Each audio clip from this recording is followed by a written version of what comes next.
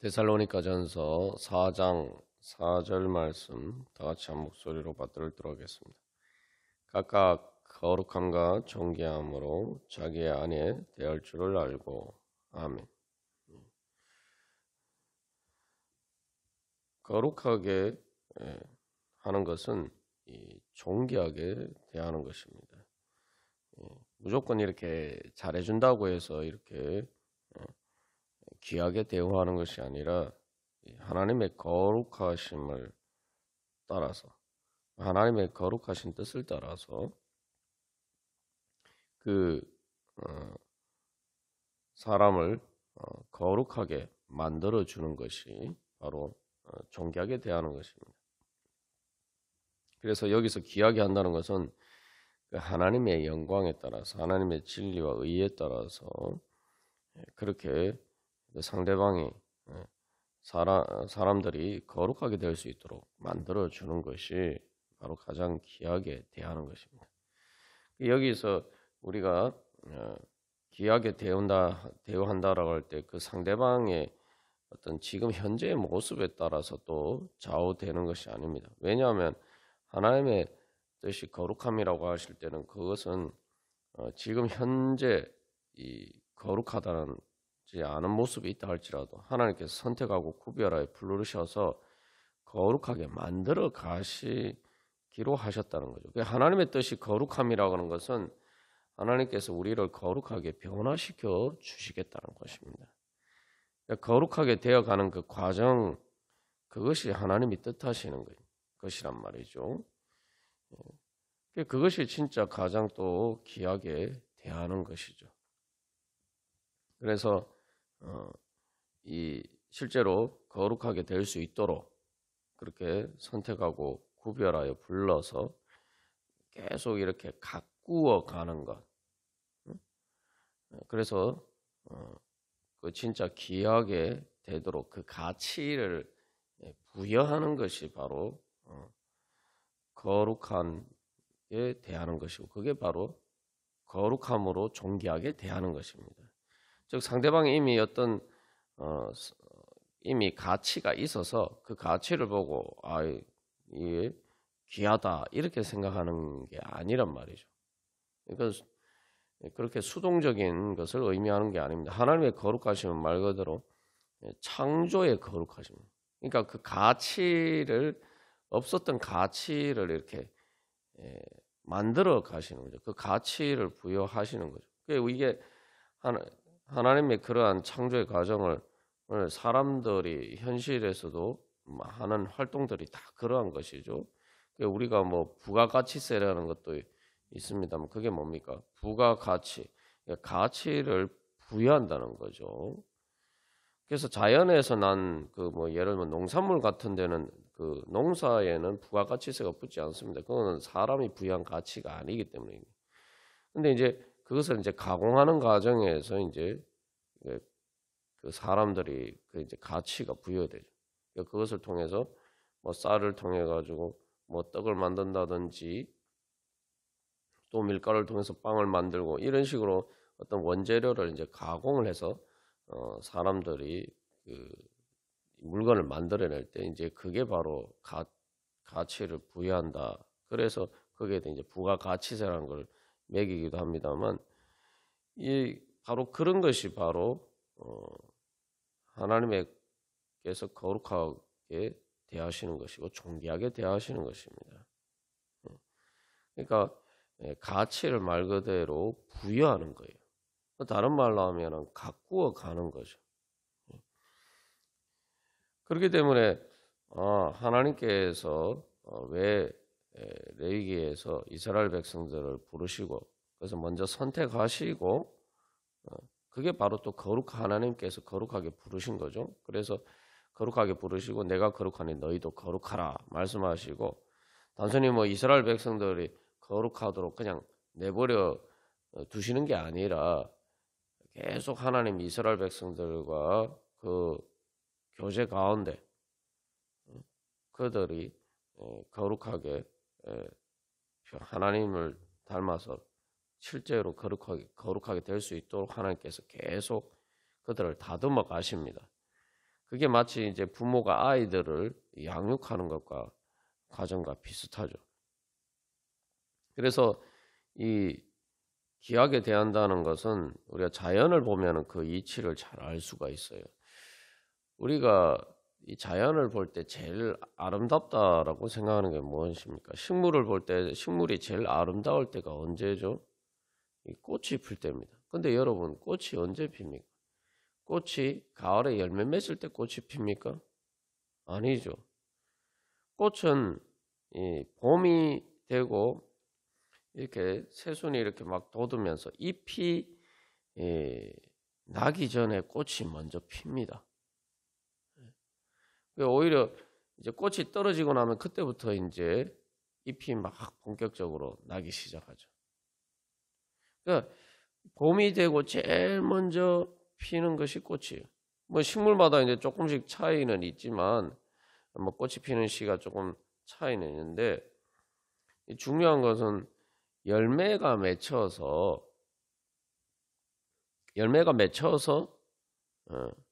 꽃이 피는 게 아니에요. 열매가 맺혔을 때보다 꽃이 피었을 때가 훨씬 더 예쁩니다. 그러니까 꽃이라는 건 열매가 아직 맺기 전에 열매가 맺히는 그 수정이 아직 시작되기도 전이죠. 사실은 이제 그 어떤 식물의 가치는 어디에 있습니까? 식물의 가치는 말 그대로 열매를 맺는 것에 있죠. 그런데 꽃은 그 열매가 시작되기도 전에 꽃이 피웁니다. 그래서 그 꽃이 피어서 이제 수정이 되고, 그래서 이제 그때부터 이제 열매가 이제 자라가는 거죠. 그래서 그 꽃이 필 때가 제일 아름답다는 그 열매를 맺기 시작하는 그 과정을 잉태하는 과정과 같아요. 그때 제일 아름답게 보인단 말이죠. 그게 바로 하나님의 거룩함과 존귀함으로 우리를 대하시고 그렇게 창조해 가시는 과정입니다. 그러니까 그 열매하고 상관없이 열매가 아직 수정도 되기 전이지만 그러나 그 미래에 맺힐 열매들을 보고 아름답게 보는 거죠. 그리고 그 다음에 그 꽃을 보고 그 다음에 수정이 되어서 이제 그 열매를 맺힐 때까지는 꽃이 없어요. 꽃이 지고 꽃이 없어요. 예? 그 동안은 아름다운 게 안 보이지 않습니다. 아름다운 꽃이 보이지 않습니다. 그 열매도 보이지 않아요. 그럴 때 계속 그래서 그 아름다운 꽃을 가슴 속에 담고 이미 피었던 그 꽃을 이제는 마음 속에 담고 그래서 그 꽃이 눈에 아름답게 보이는 그 꽃이 실제로 달콤하게 맛을 볼 수 있는 그 아름다운 열매가 될 것을 소망하면서 그 꽃을 가슴 속에 담고 가꾸어 가는 거예요. 그래서 그 열매를 맺어 가는 겁니다. 그러면은 이제 단순히 눈으로 보는 것이 아니라 내가 직접 그것을 맛보고 또 먹으면은 예수님께서 내 살과 피를 먹고 마셔라 말씀하신 것처럼 내가 먹으면은 그게 진짜 내 몸의 한 부분이 되는 거죠. 말 그대로 내 몸으로 체험을 하는 거예요. 그런 과정에까지 이르게 되는 거죠. 처음에 꽃이라는 거 말 그대로 그래서 눈으로만 보는 것인데 이제 그것을 열매를 맺고 나면 현실적으로 체험을 하게 됩니다. 그게 바로 거룩하고 존귀하게 대하는 거죠. 하나님께서는 그 자연의 식물들을 통해서 보여주신 것처럼 바로 그렇게 해서 그 식물들이 아름답게 열매 맺게 해주시고 또 그렇게 열매 맺으면 그 열매들이 또 다른 씨앗이 되어서 싹을 틔우고 또 꽃을 피우고 그리고 또 다시 열매를 맺고 이런 과정을 통해서 그 자연의 아름다움을 창조해 가시고 또 생명이 단순히 아름다울 뿐만 아니라 또 그 아름다움을 통해서 뭡니까? 생명의 귀한 가치를 창조해 가시는 것입니다. 그래서 온 세상이 봄이 되면은 정말 아름답고 이렇게 꽃 피어나는 거죠. 그리고 또 실록으로 또 물들어가게 되고, 그리고 그런 과정을 통해서 열매를 맺어가게 됩니다. 그래서 풍성한 그 가을을 맞이할 수 있게 됩니다. 그게 하나님께서 하시는 그 창조의 과정이. 그래서 우리가 존귀하게 대한다라고 할 때에 제일 먼저 존귀하게 대하는 것도 바로 그런 것입니다. 그래서 그 꽃을 피워서 이제 열매를 맺어가는 과정이라는 거죠. 근데 여기서 그래서 우리가 다시 한번 기억할 것은 열매를 맺었기 때문에 실질적으로 어떤 귀한 가치가 있기 때문에 꽃이 피고 아름다운 게 아니란 말이죠. 그걸 준비하는 과정이죠. 그래서 우리가 존귀하게 대한다는 것은 바로 우리가 꽃을 피워서 그 꽃을 보고 그 열매의 아름다움, 그래서 직접 지금 맛을 보지 못하지만 그것을 소망하고 그 아름다움을, 영광을 마음에 그리고 그것을 실제로 이루어가는 것이 거룩하고 존귀하게 대하는 것입니다. 식물뿐만 아니라 생명을 양육하는 것도 마찬가지예요. 그 어린 부족하고 연약한 그 생명체들을 잘 양육해서 이렇게 성장하게 만드는 것이 또 양육이죠. 사도 바울이 지금 데살로니가전서 3장 13절에서 거룩하게 흠이 없게 하시기를 원하노라 이야기하고 4장 1절에서 더욱 많이 힘써라 라고 이야기해요. 그래서 존귀하게 대하는 것도, 그래서 거룩함과 존귀함에 대하는 것도 더욱 많이 힘써야 될 일이에요. 꽃이 지고 나면서 열매 맺기까지는 열매라는 것이 어쨌든 눈에 보이도록 이렇게 나타나고 또 실제로 열매 맺기까지는 시간이 걸리죠. 그때는 우리가 이제 열심히 힘을 써야 된다는 거예요. 말 그대로 인내하면서 가꾸어야 돼요. 그게 존귀하게 대하는 것입니다. 그래서 그렇게 마치 예술가가 예술작품을 창조하듯이 그렇게 가치를 부여해가는 과정이죠. 그 창조의 과정이죠. 그것이 사실은 인간에게 가장 큰 기쁨을 주는 것이고, 그 창조의 과정을 통해서 우리가 진짜 하나님의 형상을 닮아가는 거예요. 하나님의 형상이라고 할 때 하나님은 어떤 분입니까? 하나님이 피조물과 다른 결정적인 차이가 뭡니까? 하나님은 창조하시는 분이에요. 그래서 원래 하나님의 창조가 인간이 만드는 것과 결정적인 차이가 뭡니까? 단순한 창조, 인간도 만들기는 하는데 하나님은 뭘 하시죠? 하나님의 창조는 아무것도 없는데 말 그대로 무에서 유를 창조하시는 분입니다. 말 그대로 하나님께서 스스로 존재하시는 그런 자존자이신 것처럼 이제 존재 자체를 창조하시는 거예요. 우리는 하나님과 달리 이제 존재 자체를 창조할 수는 없어요. 그러나 이제 우리가 그 하나님이 주신 형상, 하나님의 형상을 닮아서 내가 거기에 그 창조된 존재에 대한 내가 가치를 부여하는 일. 그래서 앞에서 예를 든 것처럼 우리가 뭐 자연에서 어떤 산물을 얻는 그런 것은 하나님이 우리에게 주시는 것인데, 거기에다가 이제 인간이 여러 가지 가공 과정을 통해서 이 가치를 창조하는 것처럼 이제 그렇게 우리가 하나님의 창조의 과정에 참여하는 거죠. 그래서 하나님의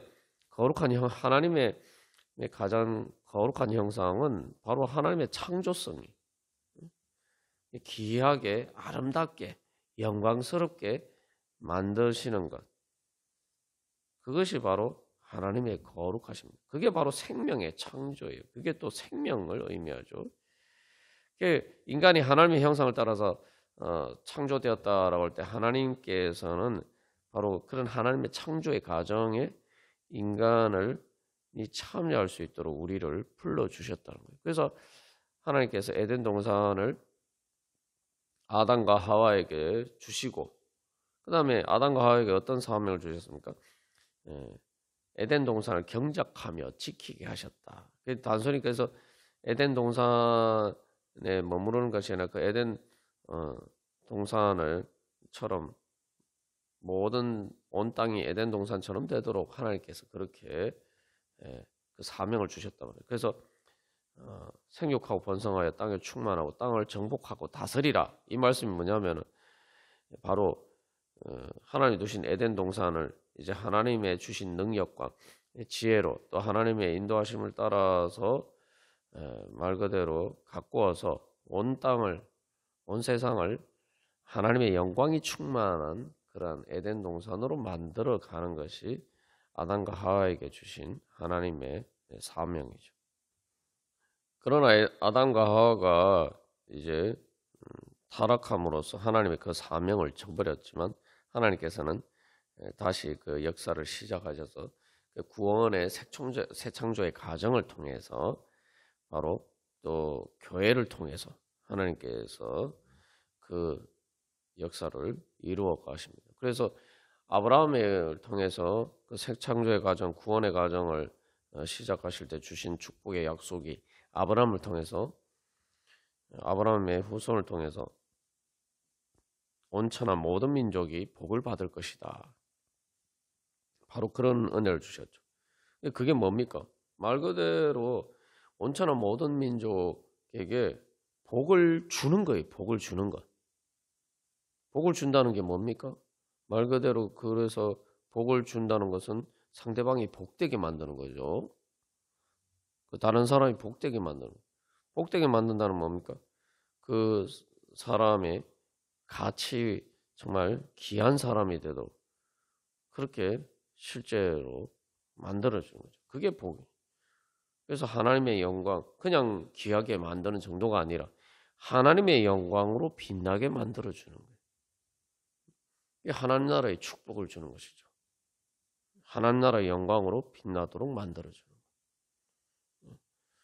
그래서 데살로니가전서 3장 13절에서 사도 바울이 기도하는 것처럼 예수님 재림하실 때 모든 성도와 함께 그 강림하실 때에 바로 그렇게 하나님 우리 아버지 앞에서 영광스럽게 설 수 있도록 바로 그렇게 창조해 가는 과정이 바로 존귀하게 대하는 것이고 그게 바로 거룩하게 하는 것이 만드는 것이고 그게 성화의 과정이고 그것이 바로 또 우리가 그렇게 하나님께서 우리를 그렇게 만들어 주시려고 성령님 통해서 우리를 가운데 그렇게 역사를 하십니다. 그 역사하심을 따라서 우리가 또 그 역사에 동참할 때 그것이 바로 우리의 거룩함이에요. 그래서 그렇게 할 때에 우리가 가장 말 그대로 거룩하고 정말 존귀한 존재가 됩니다. 하나님의 창조의 과정에 그 영광의 역사에 참여하는 하나님의 귀한 일꾼이 되고 또 하나님의 귀한 영광의 통로가 되는 것이죠. 그래서 하나님께서 우리를 그렇게 귀한 존재로 불러주셨어요. 내가 바로 그렇게 그냥 가치도 아니고, 그죠? 세상에서 우리가 뭐 예를 들면은 새롭게 어떤 것들을 발견한다거나 또 발명한다거나 이렇게 하면 어떻게 됩니까? 그게 단순히 일반적으로 물건을 만드는 것과 다 차원이 다르죠. 말 그대로 그것을 통해서 엄청난 부가가치를 창조해요. 그러면 새로운 산업이 시작이 되고 그것을 통해서 많은 사람들에게 또 일자리가 생기게 됩니다. 현실에도 어떤 이 발견이나 발명이 사람의 물질적인 그 육신의 삶에 그렇게 큰 영향을 미치고 많은 사람들에게 그것을 유익을 가져다 주고 또 많은 사람들이 그 물질적인 풍요를 누리게 만들어 줍니다. 그렇게 귀한 가치를 창조하는 거예요. 그래서 이제 그걸 개발이라고 또 이야기를 하는데 우리가 이제 하나님의 거룩하심을 따를 때는 그것도 이제 하나님의 거룩하심의 창조의 과정의 한 부분을 우리가 이제 표현하는 거죠. 그런 것은 이제 육신의 육신의 잠시 잠깐의 그런 유익들이 있는데, 그러나 그렇다면 우리가 그런 것을 넘어서 그런 세상의 발명도 그런 정말 귀한 일인데, 우리가 영적으로 바로 하나님의 거룩한 영원한 생명의 가치를 창조하고, 그리고 영원한 그 하나님 나라의 영광을 우리가 창조해가는 그런 하나님의 역사에 동참한다면은 세상에 어떤 발견한 사람이나 어떤 것을 발명한 사람보다 우리는 더 큰 그러한 귀한 일을 하는 사람이 될 것입니다. 하나님께서 우리에게 그런 사명을 주실 뿐만 아니라 또 그렇게 할 수 있도록 거룩하신 성령님을 통해서 우리 가운데 역사를 하십니다. 우리가 성령님의 역사하심을 따라서 바로 우리가 그렇게 하나님의 거룩한 창조의 과정에 오늘도 동참하는, 그래서 그 하나님 나라를 창조해가는 그러한 하나님의 거룩한 존귀한 사람이 되기를 간절히 소망합니다. 다 같이 기도드리시겠습니다.